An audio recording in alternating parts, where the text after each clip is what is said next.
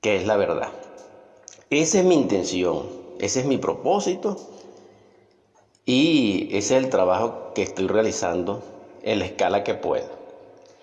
Entonces, esta primera clave que nos da Pablo a Gálatas está confirmado en el Proverbio 14:15. Voy a buscar Proverbio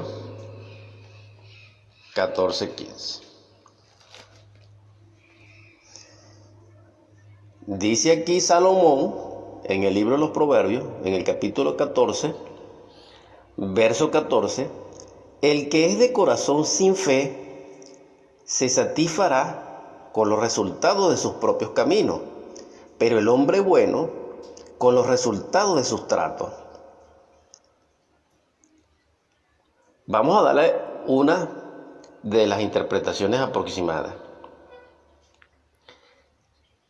Confirma Gálatas porque solamente en el amor se opera la fe. Pero nosotros sabemos que ese amor implica obra, porque el amor es consecuente, consonante, coherente, correspondiente, inequívocamente a una obra, a una creación. Y es de entrega, es de dar todo.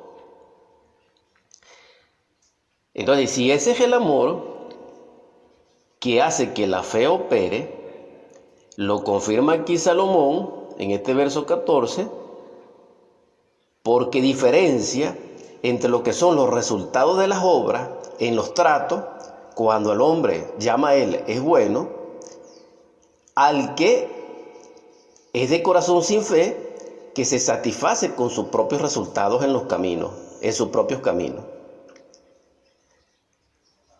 Entonces vemos la negación y la afirmación aquí del mismo contenido, que si nosotros andamos en nuestro propio camino, erramos, y al errar nos ensimismamos en soberbia y de amor propio. Es decir, nos egoitizamos más de lo que estamos, o nos engreímos y llegamos a un estado de exaltación del yo.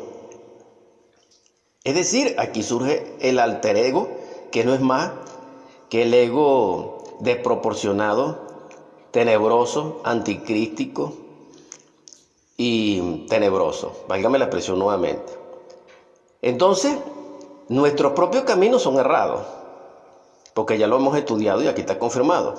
Pero aquel hombre en sus buenas obras, en sus resultados y en sus tratos, determina que tiene fe. Pero el verso 15 del mismo capítulo 14 dice: cualquiera que es inexperto pone fe en toda palabra, pero el sagaz considera sus pasos. Aquí tenemos una tercera clave. Nos enseña Pablo que también nosotros, de buena fe, es decir, en pro confianza, escuchamos una palabra, un consejo, una consulta, una, dijéramos, asesoría. Sin embargo, el sagaz, el sabio, considera los pasos de quien nos habla. Es decir, necesitamos ser confirmados con una garantía de hechos, de obra. Y esta es la clave. Una fe sin obra es fe muerta, que es lo que habla Santiago. Pero como no quiero hablar totalmente de la fe, sino es reflexionar sobre ella, vamos a dejarlo hasta aquí en lo que respecta a Proverbios, y vamos a Romanos, donde que es lo tercero que quiero compartir con ustedes, tocante a esto del despertar de la conciencia en el amor, para que el amor nos conecte con la fe, para que la fe en obra nos conecte con lo real, que allí es donde vamos a ir, porque sin fe no podemos hablar ni del Cristo, ni del Padre, ni del Sagrado Absoluto Solar, que es el Padre de toda paternidad. Romanos nos dice, en el capítulo 14, que coincide con el de Proverbios, pero en el verso 23, repito, epístola de Pablo a los Romanos, capítulo 14, verso 23. Pero si tiene dudas, ya está condenado si come, porque no comer con fe, en realidad, todo lo que no es por fe es pecado. Esto es algo muy interesante y muy profundo, desde el punto de vista teológico y desde el punto de vista, dijéramos, soteriológico, que es salvador. Porque aquí Pablo dice radicalmente que lo que no está en base a fe es pecado. Vamos a decir, es un error. Vamos a decir, es imperfecto.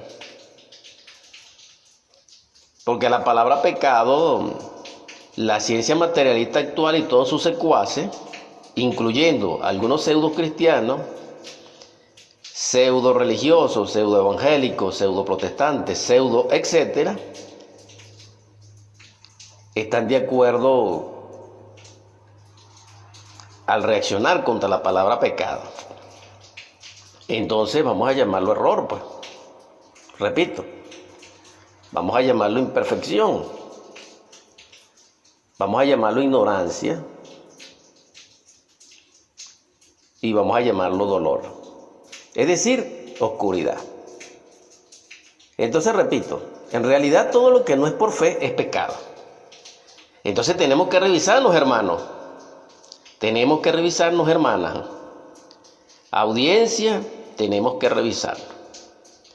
En estos momentos estoy siendo lapidario, en forma contumaz, muy exigente, porque lo que anhelo es no hablar por hablar, sino que como sé que ustedes son iguales a mí, que tienen un anhelo, que tienen una esperanza crística y que en ello han sacrificado vuestra vida con toda la intención noble del mundo, les digo que no es suficiente.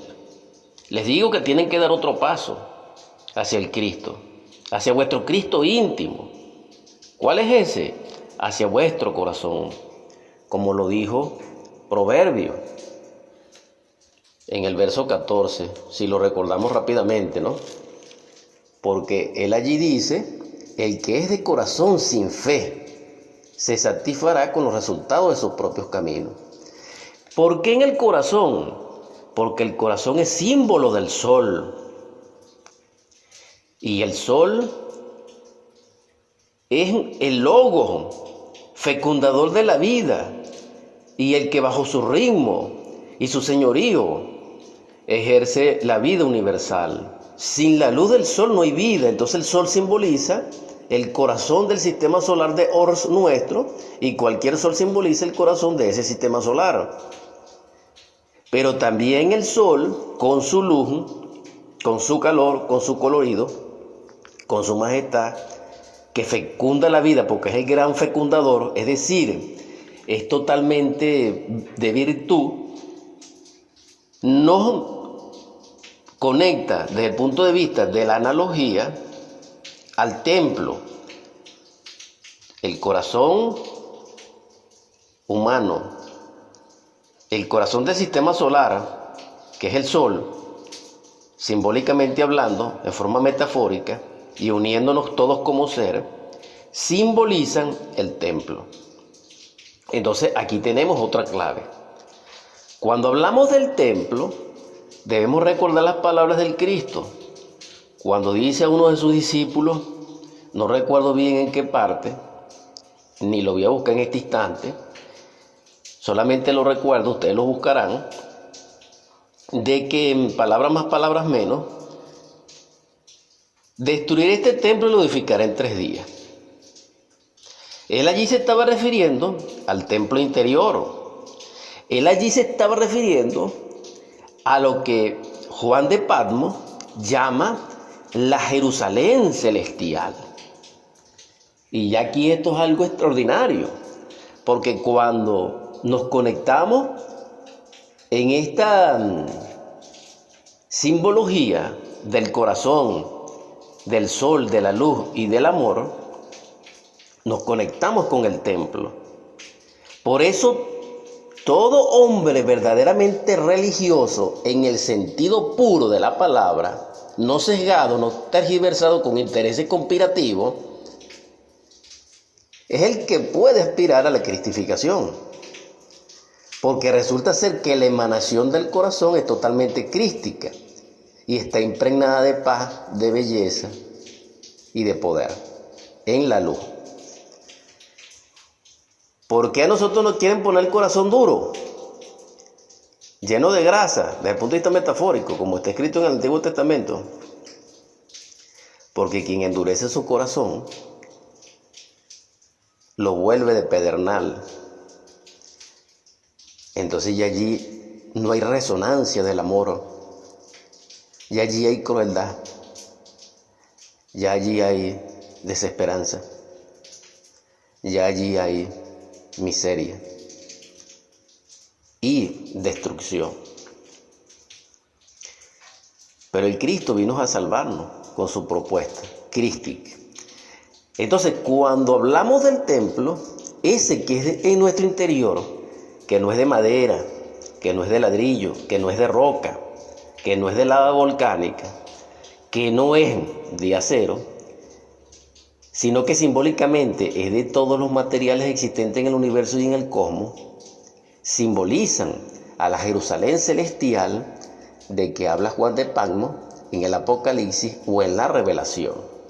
Entonces aquí en esta concordancia vamos a conectarnos con lo que puede liberar en nosotros el amor, porque bien sabido es que tenemos que despertar en el amor a través del despertar de la conciencia. Pero ¿y cómo despertamos la conciencia? ¿Bajo qué conexión? ¿Bajo qué mandamiento? ¿Bajo qué gracia? Según esta correspondencia, el Cristo nos conecta con el templo y con el amor. Y cuando hablamos del templo, estamos hablando del templo hombre, del Hijo del hombre con alma, del hombre verdadero. Por eso es un hombre, porque es un templo. Nosotros, ¿por qué no somos hombres? Sino que parecemos, sino que somos animales intelectuales o personas, porque nosotros no somos un templo. Porque dentro de nosotros no oficia nuestro real ser interior profundo, según mandato de Dios, no. Que es posible, sí, pero tenemos que hacer el trabajo que precisamente estoy compartiendo con ustedes. Pero realmente, seriamente, no asumiendo que lo estamos haciendo bien y no lo estamos haciendo bien. Solamente es una exhortación. Y suplico perdón a todos y a las divinidades por ser tan insistentes. En todo caso, en Revelación, vemos una clavícula encerrada en el capítulo 12. Y este capítulo 12 nos va a conectar con la madre. Y realmente quiero felicitar en esta edición 163 de Superando Nuestros Límites a todas las madres, a todos esos seres que simbolizan al eterno Dios femenino, a la divina naturaleza y al amor. Para conseguir el amor necesitamos a nuestra madre. Para despertar en el amor necesitamos que nuestra Madre Divina nos libere de las tinieblas. Ahora bien, ¿por qué se ha negado la divinidad de la Madre, de María, de Cíbele, de Rea, de Tonantzin, de Astarté, de Proserpina? ¿Por qué a todas las madres simbólicas, en todos los tiempos, bajo cualquier raza, se le niega actualmente? Si las razas que nos presidieron en el curso de los siglos todas tienen como común denominador la adoración al eterno femenino, que es Dios Madre, y que está simbolizado en dos vertientes, en la naturaleza y en el amor, que es lo mismo. Y que está simbolizado, o dijéramos, a la luz de los hierofantes, hago la aclaratoria, repito, a la luz de los hierofantes antiguos del Egipto faraónico, donde estudió Moisés y fue criado, y han bebido todos los sabios mayormente, es con respecto a esa madre extraordinaria, al eterno femenino que nos lleva a nosotros al despertar de la conciencia. Y esta madre, en ese Egipto faraónico que mencioné, está vivamente tallada con una arquitectura luminosa, inigualable por nosotros, por la esfinge de Giza, es decir, por la madre elemental, y que se conoce en el oriente como Maha Kundalini. Esto es algo maravilloso porque lo que estoy hablando tiene documentación arcaica, antigua, en todos los textos de la sabiduría verdadera. En esa base de datos portentosa que pertenece a los grandes misterios y que las masas humanas ignoran y que algunos ignoran que ignoran. Sin embargo, informándoles al respecto, la Madre Divina es el aspecto femenino de Dios y que desde el punto de vista semántico o desde el punto de vista lingüístico, a la luz de la etimología, podemos utilizarlo como recurso para comprender que negar a la Madre Divina, que negar a Dios en su aspecto femenino es un error. ¿Por qué? Porque en las Biblias primitivas, la palabra Elohim es una palabra femenina con terminación pluralizada masculina. Es decir, Elohim se traduce en forma exacta como diosas y dioses. ¿Por qué? Como último recurso utilizo lo siguiente, porque no quiero convencerlos, no es mi interés convencerlos, no, sino informarles. Y el que quiera aceptarlo bien, y el que tenga oído para oír que escuche, el que tenga ojos para ver que vea.